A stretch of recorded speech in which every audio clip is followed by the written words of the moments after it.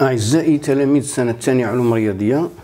On va faire la correction de l'exercice numéro 69, dérivation et étude de fonctions. Alors, soit f, une fonction dérivable sur R, telle que limite x lorsque x tend vers plus l'infini est égal à limite lorsque x tend vers moins l'infini de f de x est égal à plus l'infini. Alors premièrement, montrons qu'il existe un a appartient à R étoile moins et b appartient à R étoile plus, tel que f de a est supérieur à f de 0 plus 1, f de b supérieur à f de 0 plus 1. Bon, سنحتاج إلى هذا التذكير. Limite, lorsque x tend vers plus l'infini est égal à plus l'infini, cela signifie que pour quel que soit a positif, il existe un b supérieur à 0. Pour quel que soit x appartient à df, si x est supérieur à b, alors on aura f de x supérieur à a. Et limite, lorsque x tend vers moins l'infini, de f de x est égal à plus l'infini, cela signifie que quel que soit a supérieur à 0, il existe un b supérieur à 0, pour quel que soit x appartient à df, et puisque x tend vers moins l'infini, si x inférieur à moins b, alors on aura f de x supérieur. بإمكانكم الرجوع إلى الدرس لمعرفة تفاصيل إضافية. Alors revenons maintenant à notre exercice. Alors limite, lorsque x tend vers plus l'infini, de f de x est égal à plus l'infini. On va choisir d'abord le réel a supérieur à f de 0 plus 1. Alors soit a supérieur à 0 tel que a supérieur à f de 0 plus 1, puisque limite, lorsque x tend vers plus l'infini, f de x était plus l'infini, alors il existe un b supérieur à 0, tel que x supérieur à b implique que f de x supérieur à a. Si on choisit, prenons b est égal à b plus 1, qui est supérieur à b. Donc b maintenant b est supérieur à b, donc f de b, donc puisque b, petit b supérieur à grand b, alors f de b est supérieur à a. Et puisque a est supérieur à f de 0 plus 1, alors on aura f de b supérieur à f de 0 plus 1. Donc c'est ce qui implique, alors, il existe un b appartient à R étoile plus, tel que f de b est supérieur à b, ce qui implique que f de b est supérieur à a, qui est supérieur à f de 0 plus 1. Donc, il existe b appartient à R étoile plus, tel que f de b est supérieur à f de 0 plus 1.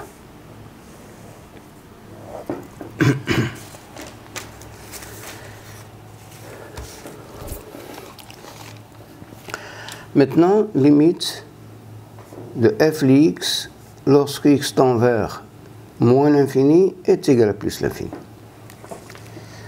Alors, on va choisir aussi, a supérieur à f de 0 plus 1. Alors, soit a supérieur à 0 tel que a est supérieur à f de 0 plus 1, puisque limite lorsque x tend vers moins l'infini de f de x est plus l'infini, alors il existe un b supérieur à 0, tel que, pour quel que soit x appartient de f, x inférieur à moins b, implique que f de x supérieur à a. Alors on va choisir, prenons A est égal à moins B plus 1. Voilà, il est inférieur à moins B. Donc, il a dit A, donc A est inférieur à moins B, ce qui implique que f de A est supérieur à A, ou A est supérieur à f de 0 plus 1, donc f de A est supérieur à f de 0 plus 1. Alors, il existe un A appartient à R étoile moins, tel que A est inférieur à moins B, ce qui implique que f de A est supérieur à A, où A est supérieur à f de 0 plus 1, donc f de A est supérieur à f de 0 plus 1. Donc, il existe un A appartient à R étoile moins, tel que f de A est supérieur à f de 0 plus 1. Et voilà la réponse. Deuxième question. On déduire qu'il existe alpha appartient à l'intervalle A0 et bêta appartient à l'intervalle 0b, tel que f de alpha est égal à f de bêta. Pour l'astuce, il est toujours le même. Dans ce genre de questions, on considère la fonction g définie maintenant sur l'intervalle A0 union l'intervalle 0b par g de x est égal à f de x moins f de 0 plus 1. On a g est continu sur A0 union 0b, puisque f est continu sur ces deux intervalles. On a g de 0 est égal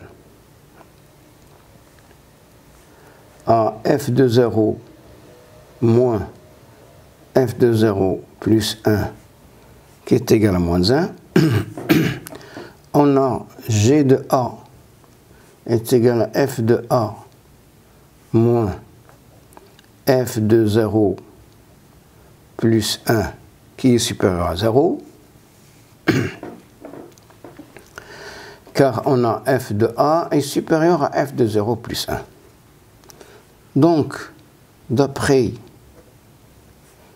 le théorème des valeurs intermédiaires, il existe un alpha appartient à l'intervalle 0 à 0,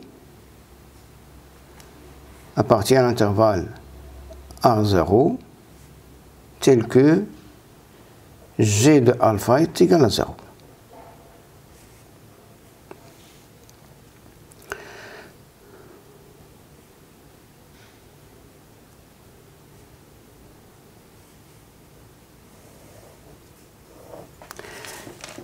Et on a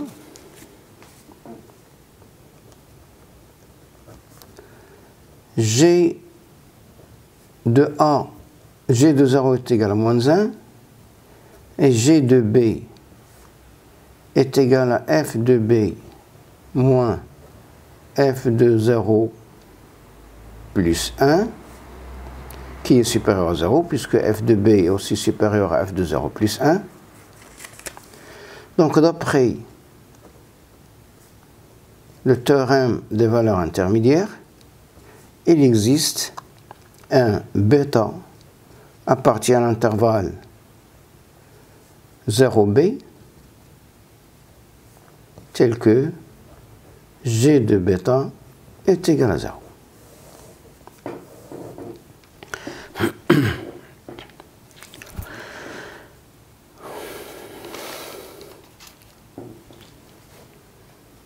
Donc on a,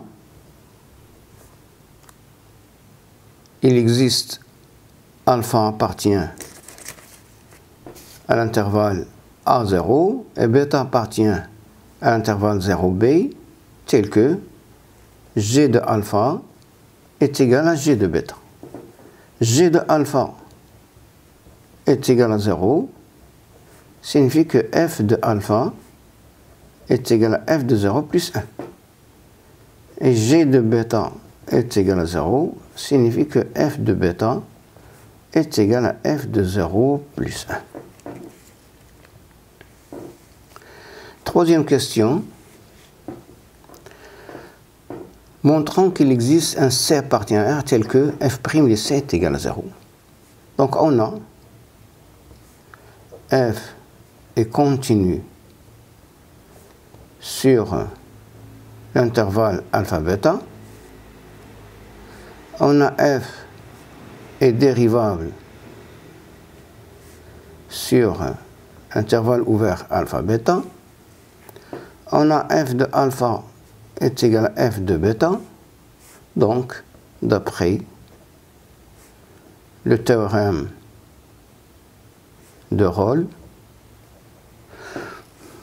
il existe un C appartient à l'intervalle alpha-bêta tel que f' de C est égal à 0, ce qui implique qu'il existe un C appartient à R tel que f' de C est égal à 0.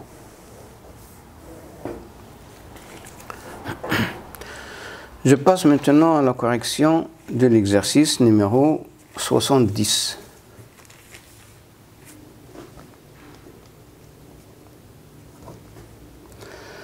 Alors, soit I un intervalle borné sur R.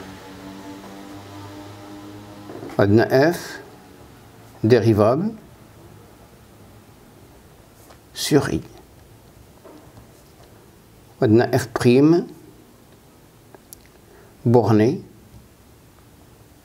sur I. La question montrant que f est borné sur I.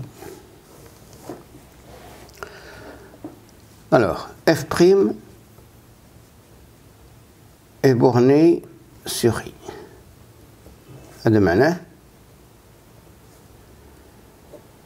il existe M appartient à R tel que quel que soit X appartient à I, la valeur absolue de f de X est inférieure ou égale à M.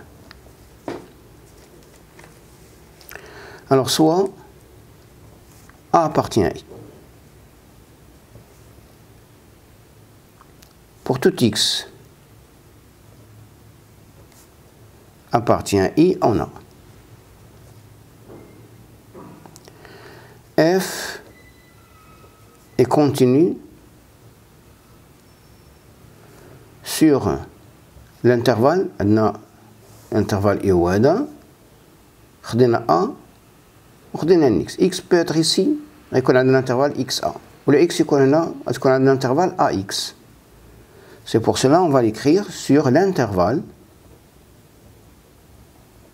fermé de bornes A et X. F est dérivable sur l'intervalle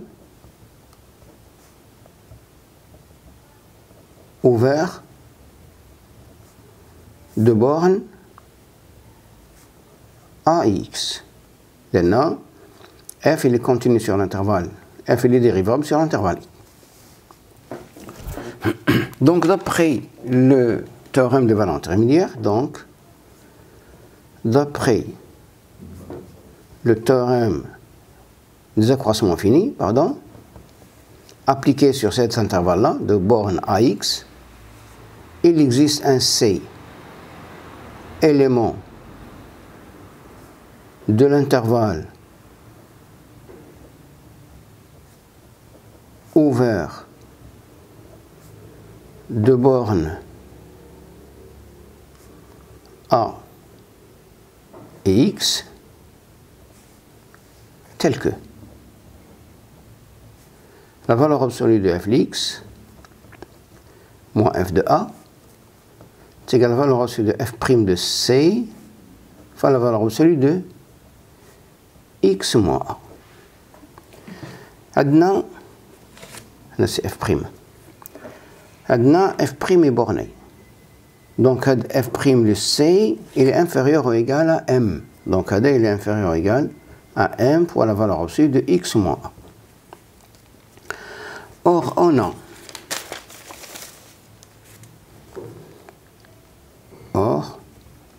a la valeur absolue de f de x. نقدر نكتبها على شكل f de a plus f de x moins f de a. D'après les propriétés sur la valeur absolue, elle est inférieure ou égale à la valeur absolue de f de a plus la valeur absolue de f de x moins f de a. Elle est inférieure à m fois la valeur absolue de x moins a, donc il est inférieur ou égal à la valeur absolue de f de a plus m fois la valeur absolue de x moins a. Et voilà, cela signifie que donc f est borné sur i. Car pour quel que soit x appartient à i, on a la valeur absolue de f de x est inférieure ou égale, c'est-à-dire on se met à m', car il existe un m' lié à f de a, la valeur absolue de f de a, plus m fois la valeur absolue de x moins a, tel que, quel que soit x appartient à i, la valeur absolue de f de x inférieure ou égale à m'.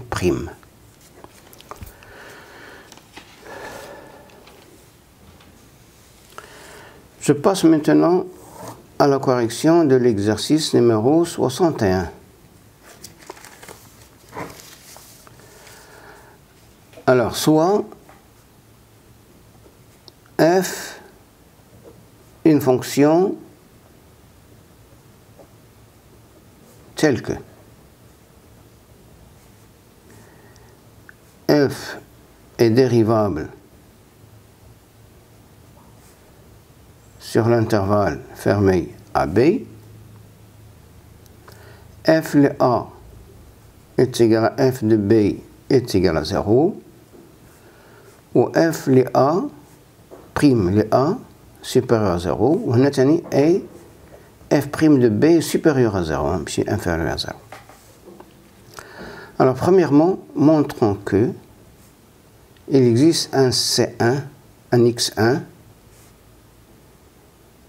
appartient à l'intervalle ouvert à B, tel que f de X1 supérieur à 0.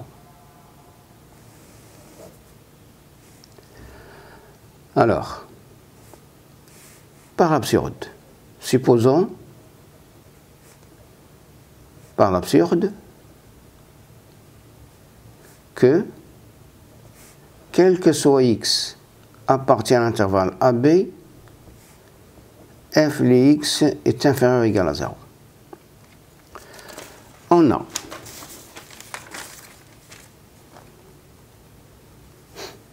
f de x moins f de a sur x moins a, puisque f de a est égal à 0, donc on prend f de x sur x moins a.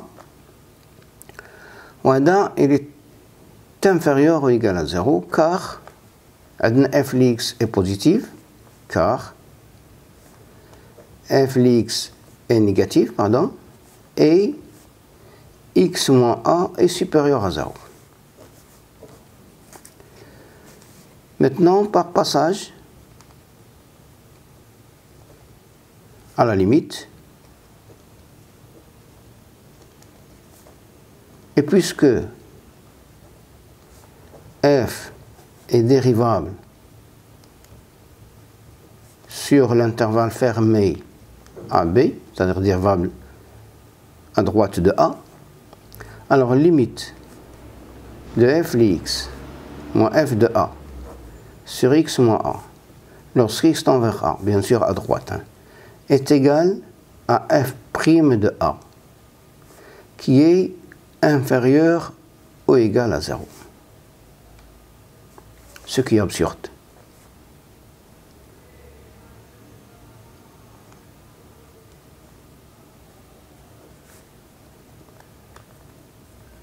Car on a f' de A est supérieur strictement à 0. Donc, il existe un x1 appartient à l'intervalle ouvert à B, tel que f de x1 est supérieur à 0. Montrons maintenant que il existe un x2 appartient à l'intervalle AB, tel que f de x2 est inférieur à 0. بنفس الطريقة, supposons par l'absurde que quel que soit x appartient à l'intervalle AB, f de x supérieur ou égal à 0. Alors on a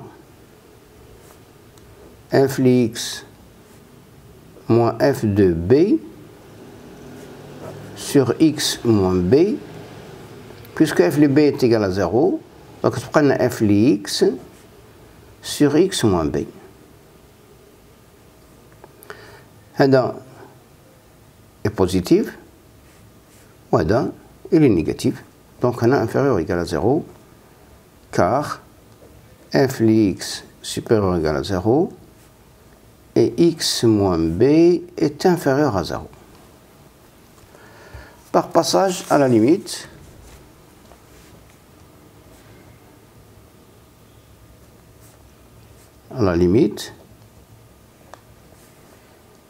et puisque f est dérivable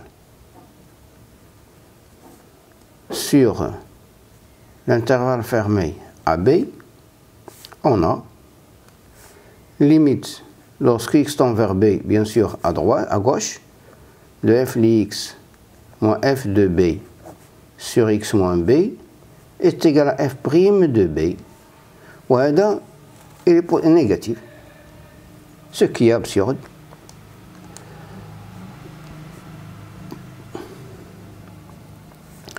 Car on a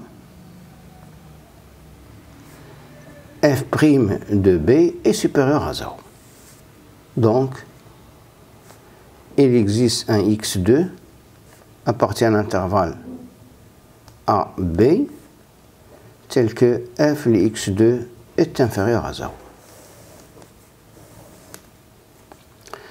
Deuxième question, on déduire qu'il existe C1, C2, C3 appartient à l'intervalle ouvert à B, tel que f' de C1 est égal à f de C2, est égal à f' de C3 est égal à 0, avec C1 inférieur à C2, inférieur à C3.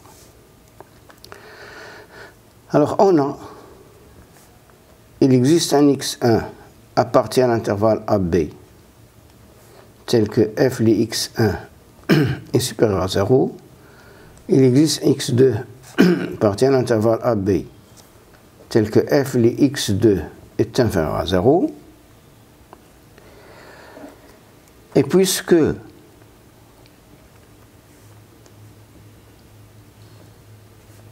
f est dérivable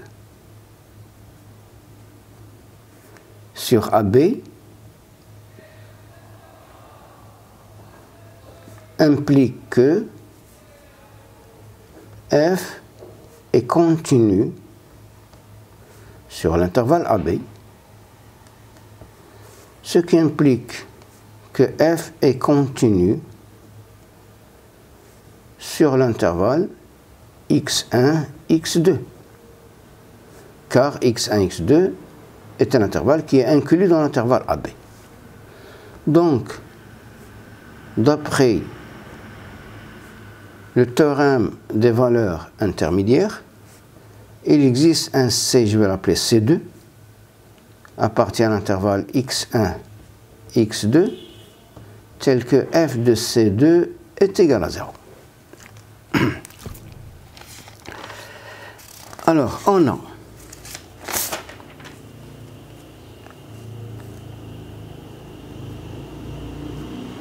f de C2 est égal à f de A est égal à 0.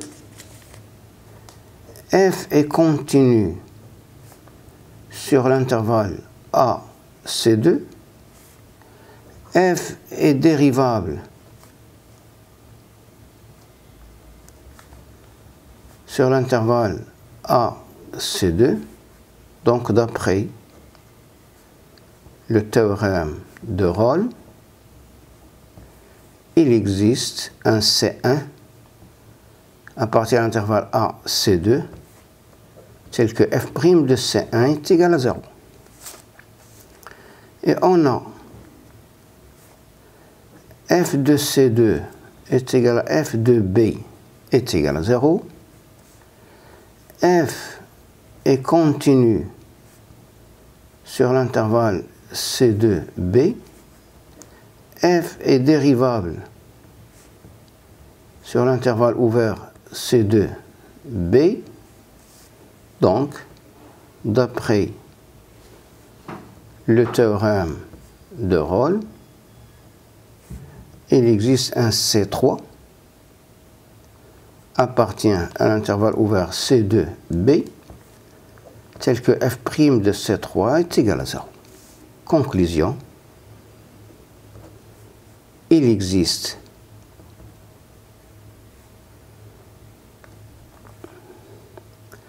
C1, C2, C3 de l'intervalle AB